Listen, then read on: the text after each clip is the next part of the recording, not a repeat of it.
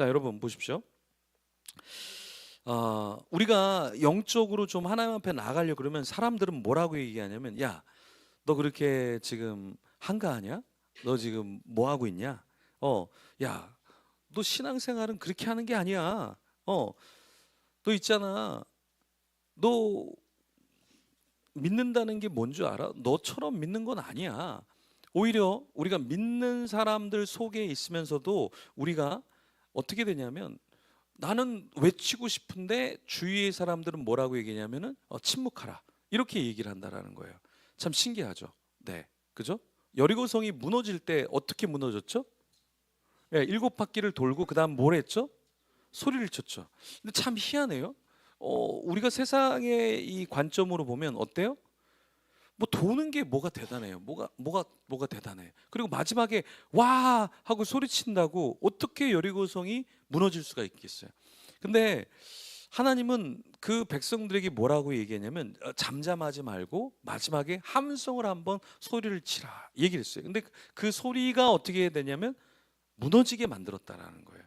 여러분, 여리고성이 무너졌던 건 어떤 전쟁이나 전술이 아니라 그냥 도운 거예요. 그리고 마지막에 소리를 친 거예요. 근데 그 소리가 결국에 그 성을 무너뜨리게 했고 그 군사들을 겁을 먹게 할 수밖에 없었다라는 거예요.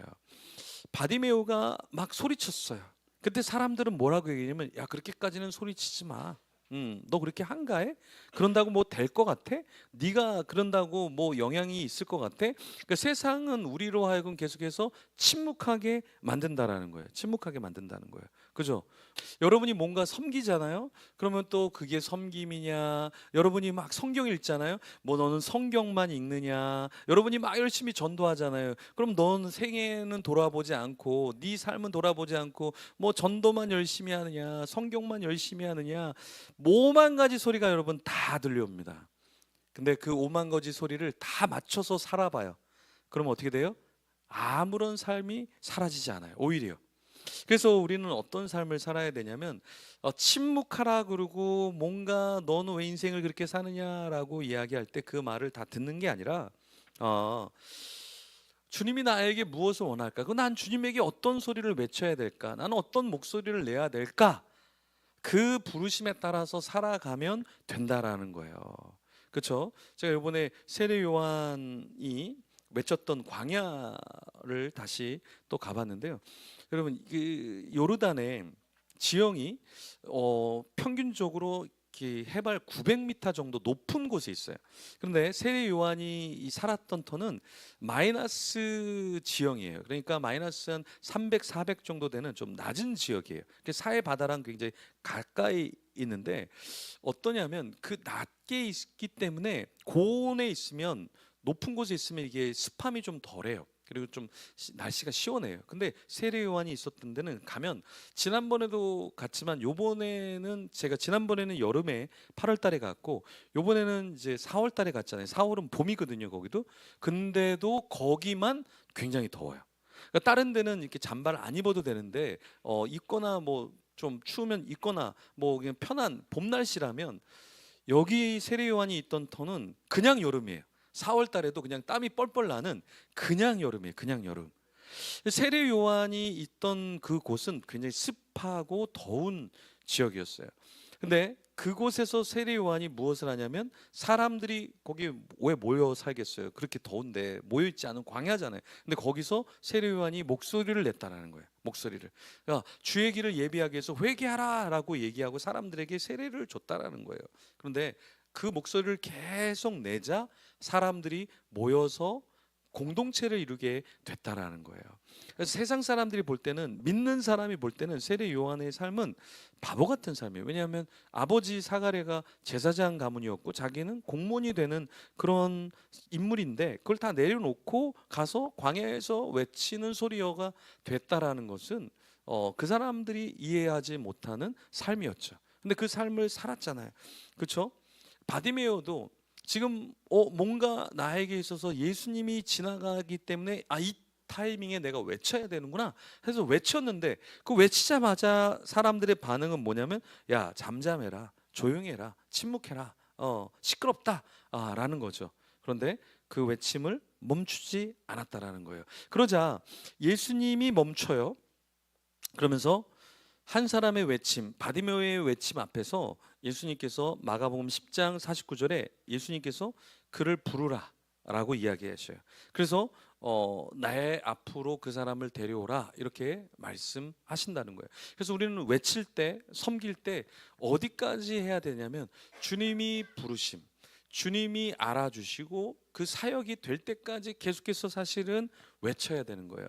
근데 사람들은 어떠냐면 사람들은 대부분 포기해요.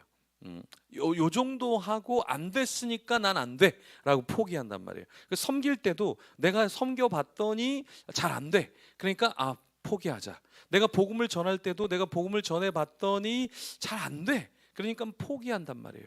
근데 물은 100도에서 끓는다고 하죠. 90도가 아니라 70도가 아니라 100도에서 물은 쫙 끓기 시작한단 말이에요. 거기까지 외침이 있어야 된다라는 것입니다. 그래서 대부분 유튜브를 하다가 사람들이 접어요. 예, 왠지 아세요? 막 정성스럽게 만들었는데 아무도 안 봐줘, 아무도 안 들어줘. 그럼 어떻게 되는지 아세요? 대부분 사람들은 1년하고 2년하고 그만둔다라는 거예요. 그만둔다는 거예요. 근데 한 유튜버가 100만을 찍었던, 유튜브 100만 찍기 쉽지 않잖아요. 그 100만을 찍었던 유튜버가 자기 이름 빼고 자기의 아무것도 이렇게 내가 이 정도 유튜브다라는 거를 빼고 새롭게 유튜브를 한번 개설해 봤대요. 실험을 한 거예요. 근데 그렇게 해서 개설을 했을 때 100만 유튜버가 그렇게 하니까 잘 됐을까요? 안 됐을까요? 예, 여러분의 심보가 나오죠. 안 됐어요. 예, 실제로 안 됐어요. 자기가 100만 유튜버가 돼서 자기 채널에 올리면 수십만 수백만의 조회수가 나오는데 자기의 이름을 빼고 딱 새로운 유튜브를 딱 만들어서 딱 했는데 안 됐어요. 6개월이 됐는데 안 됐어요. 1년이 됐는데 안 됐어요. 2년이 돼도 안 됐어요. 근데 이 사람이 그만뒀을까요? 계속했을까요? 계속했어요. 왠지 아세요?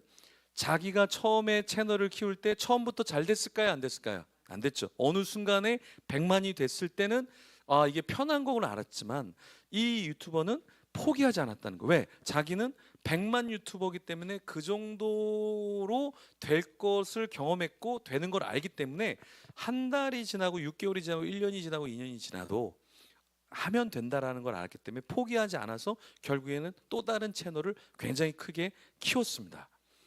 대부분의 사람들은 조금 외쳐보고 아무도 반응 안 하네? 그러니까 접어요. 근데 그게 아니라 아무도 듣지 않아도 내가 외쳐야 되기 때문에 계속해서 글을 올리고 유튜브를 하고 목소리를 내고 사역을 하면 들려진단 말이에요. 그래서 지금 바디메오도 어떻게 되냐면 주님이 들으시고 멈춰서서 걔 좀 한번 데리고 와봐. 이렇게 된다라는 거예요. 여러분, 사역을 선교 사역도 그렇고 일을 할 때도 그렇고 끊임없이 내가 멈추지 않고 나의 길을 가다 보면 사람들은 다 봅니다. 저 사람 어려운데도 계속 일을 하고 있구나. 저 사람 어려운데도 선교를 계속하고 있구나. 저 사람 어려운데도 사역을 계속하고 있구나.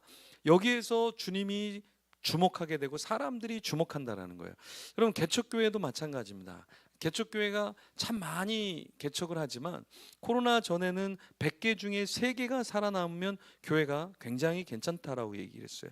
그런데 코로나 이후에는 100개 개척해서 한 개 교회가 서나가기가 자립해 나가기가 굉장히 어려운 시기가 되어 있어요. 그런데도 그 개척을 하고 멈추지 않고 계속해서 그걸 하잖아요. 그럼 사람들은 사실은 다 보고 있어요. 저 교회는 너무 사람이 없는데, 재정이 없는데, 사역이 없는데, 근데도 그걸 계속한다고? 이게 오히려 사람들에게 충격이 될 수 있어요. 그러면 주님이 보실 때는 어떠냐면, 야, 쟤는 몸이 안 좋은데도 목회를 하네. 쟤는 재정이 안 되는데도 선교를 하네. 쟤는 사람들이 도와줄 사람이 없는데 계속하네. 어유 대단하네. 이게 사실은 은혜가 된다는 거예요. 은혜가 된다는 거예요. 힘들고 어렵게 그것을 꾸려가는 게 결국에는 작품을 만든다는 거예요. 하나님의 작품을 만드는 거예요.